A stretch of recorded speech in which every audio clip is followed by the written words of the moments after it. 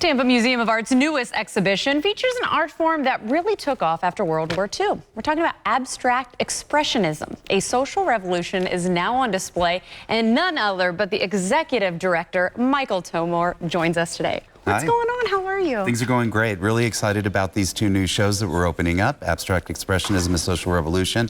Just a premier exhibit, 25 great masterpieces. Well, I like that we kind of gave a little bit of a history lesson right there when we started out talking about when it became popular. Give us an idea before we dive in to see some examples of the artwork. Sure. Well, this is a social revolution because the World War II has just ended, and these artists, both in the United States and those immigrating over to the United States, are all about freedom of expression. They come to this new democracy and they want to have a voice in the museum world and in the art world here, mostly in New York. Okay. And they challenge the entire system to pay attention to this brand new art form that is completely abstract, devoid of narrative, no recognizable subject matter, huge canvases, all lines and color and beautiful personal expressions. See, this is the kind of artwork that I like, because usually I can't decide on something long enough, like in my home or things I like, so I always kind of go to this. So let's go ahead. I know you brought some great pictures to give people an idea of what we're going to see.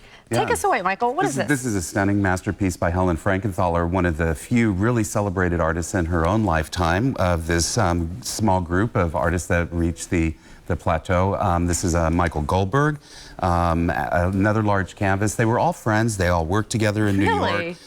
They inspired one another, but none of their canvases look identical. They all have their own personal expression. It's kind of like the Me Too movement and the personal expression that's happening right now, where people want to be seen right now about who they are and what they're going to become in their lives. Well, isn't this kind of, and correct me if I'm wrong, Michael, but isn't this kind of the artwork that when you look at it, everybody sees something different, everybody feels something different, which is so important when you do visit the museum? Absolutely, and the artists are drawing your attention to that. They want to be seen for who they are and what they have to say, and so you're reacting to them each individually in different ways. Well, and of course, we do have another exhibit that we want to preview as well, something that's a little more permanent, right, Michael? Yeah, it's our permanent collection exhibition called Echoing Forms. It's a pendant to the Abstract Expressionist exhibit, all abstract works from our permanent collection. We have close to 8,000 works in our collection, but these two exhibitions, this is a great example of Robert Motherwell's series that's on view right now. We also have a beautiful work by Alma Thomas, this original oil on canvas. This is just a very small selection of two galleries full of abstract works on view right now. I want to see that one up close right there. Yeah. It looks like it's got like a lot of texture feel to it, right? It does, a lot of pattern and a lot of repetition of application of brushstroke. It's really a dynamic piece. I'll say, and I kind of, we're joking right now. I have to share, my director came in my ear and said, like your dress. I kind of have that going on right now. Busy dress. Of course, you can enjoy the paintings.